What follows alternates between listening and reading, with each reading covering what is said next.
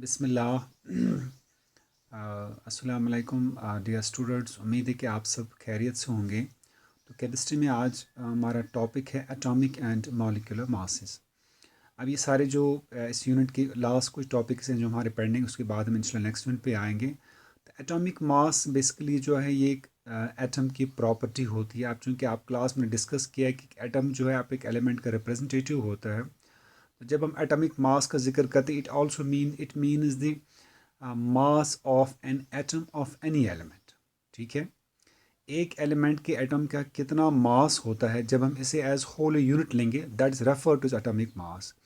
It is the mass of an atom. एक element का जो मास होता है, एज एक एलिमेंट का जब हम एटम लेंगे, इसका कितना मास है, that is known as atomic mass. और ये चूंकि एटॉमिक मास जो है ये बहुत वेरी वेरी स्मॉल होता है। क्यों ये एटॉमिक मास क्यों छोटा होता है, मतलब छोटा नहीं, बहुत छोटा हो, बहुत बहुत छोटा होता है। वजह इसकी है because the atoms themselves are extremely small.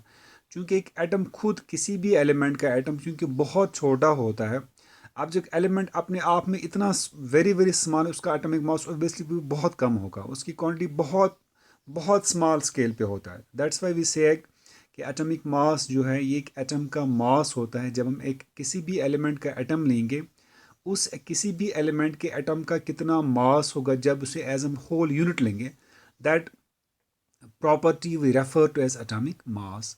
अब ये जो एटॉमिक मास एक आप एक एलिमेंट का होता है, of any element, is the average relative mass of its atom in comparison with the mass of one atom of C12 isotope of carbon atom as reference unit।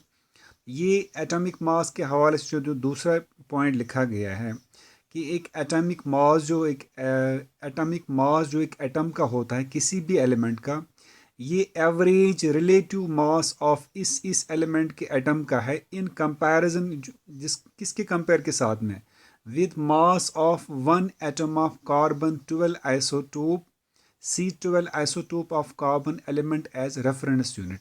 ये दूसरा point समझने के लिए आपको ये समझना है, जब आप दुकान पे कोई चीज़ लाने जाते हो, अगर वो सॉलिड फॉर्म है, जैसे आपको दाल लानी है, आपको चीनी लाना है, आप दुकानदार से बोलते हो कि भाई साहब हमें आधी केजी दाल चाहिए।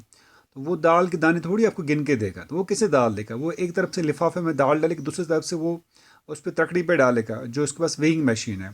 तो जैसे अगर उसके पास ग्राम्स में, कि उसके पास 500 ग्राम का एक छोटा आयरन का बॉल रहती है उसके पास, या डिजिटल स्केल है, वहाँ पे लगा के कि वहाँ जो उसके पास जो स्केल जो है वो ग्राम्स में, कि 500 ग्राम, तो आपके पास वो ये आपके पास 500 ग्राम की दाल होगी, तो उसने कहा भाई साहब आपका आधी केजी की दाल है।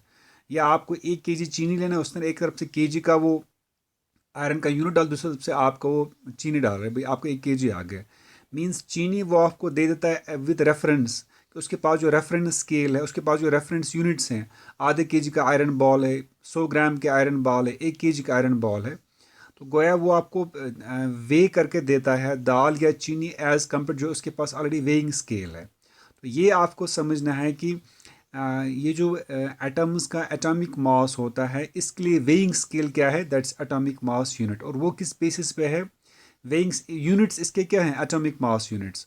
और उसकी वेइंग स्केल किस बुनियाद पे है, जिस तरह से उसकी वेइंग स्केल ग्राम्स पे, अगर हमें कुछ 100 ग्राम लाना है, 50 ग्राम लाना है, और अगर बड़ी स्केल है तो हम किलोग्राम में, कितनी 5 किलो चाहिए, 10 किलो चाहिए, तो वहाँ वेइंग स्केल क्या है, किलोग्राम है। इस तरह से एटॉमिक मास, जो हम एटम्स के एटॉमिक मास को मेजर करते हैं, वहाँ पे हम एक वेइंग स्केल जो है, वेइंग स्केल कंपेयर होती है विद कार्बन 12 का जो आइसोटोप है, कार्बन एलिमेंट का जो एटम है, उसके चूंकि डिफरेंट आइसोटोप्स हैं, तो उसका कॉमन आइसोटोप कार्बन 12 होता है, C12। तो कार्बन 12 के एटम का जितना वेट है, उसको हम रेफरेंस मान के चलते हैं, फिर उससे कंपेयर करते हैं हम बाकी एटम्स के एटॉमिक मासेस का। ठीक है, अब यूनिट क्या होता है एटॉमिक मास का, तो atomic mass is measured in units. उनको उस जैसे वेइंग के लिए दुकान पे उसके पास क्या है, या तो बड़े ज़्यादा ज़्यादा वेट के लिए वो कहते हैं किलोग्राम्स के हिसाब से कितने केजीज आपको चाहिए। और अगर हमें कम चीज़ें लेनी होती हैं, जैसे पाउडर लेंगे या हम दालची इलायची लेंगे, तो उसके लिए हमें वो ग्राम्स बोलते हैं, आपको 50 ग्राम इलायची चाहिए, 100 ग्राम दालचीनी चाहिए, तो वहाँ उसके पास यूनिट क्या है, ग्राम्स में है। यही है कि एटॉमिक मास चूंकि स्मॉल यूनिट्स है, तो इसके लिए यूनिट्स के हमारे पास मेजर यूनिट्स एटॉमिक मास को मेजर करने के लिए हमारे पास जो मेजरिंग यूनिट्स हैं we call them as atomic mass units, और उनको ब्रीफली क्या बोलते हैं, AMUs। तो फिर AMUs क्या होगा, units for measuring the atomic mass of an atom of any element. और प्रेजेंटली आप चूँकि 21st सेंचुरी में क्या हुआ कि इस ये जो 20th सेंचुरी में चल रहा था एटॉमिक मास यूनिट, अब इसको चेंज किया गया है, इसे अब नाम दिया गया है, it is presently AMU has been replaced by u which means unified mass. अब इस यूनिट को एटॉमिक मास यूनिट नहीं बोलते, अब इन्हें क्या बोलते हैं, यू लिखते हैं और यूनिफाइड मास। अब एटॉमिक मास यूनिट क्या होता है, ये कितना होता है, इसका वेट कितना होता है, वो इंशाल्लाह जो हम नेक्स्ट लेक्चर पढ़ेंगे, how we will define what is an atomic mass unit, and ये कितना इन टर्म्स ऑफ ग्राम्स में होता है या किलोग्राम्स में कितना होता है, इसका इसका ये यूनिट एक इटसेल्फ कितना होता है, जिसके कंपैरिजन से फिर देखते हैं कि बाकी एलिमेंट्स के एटम्स का एटॉमिक मास कितने यूनिट्स में है, वो इंशाल्लाह हम नेक्स्ट लेक्चर में डिस्कस करेंगे। टिल देन अल्लाह हाफिज़।